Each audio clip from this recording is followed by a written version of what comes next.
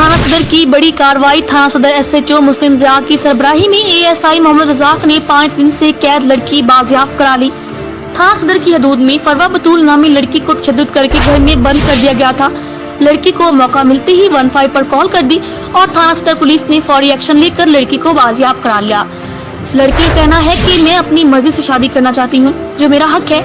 मेरे खालू जिनका नाम अब्बास है और मेरी वालदा बहुत लालची इंसान है, जो मेरी शादी पैसों की खातिर किसी और से करना चाहते हैं।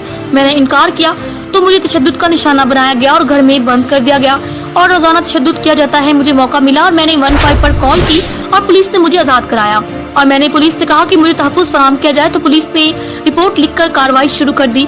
लड़की का कहना है कि अगर मुझे कुछ हुआ तो उसके जिम्मेदार मेरे खालू जान अब्बास और मेरे सौतेली बाप होंगे। ये मेरी जान के दुश्मन है।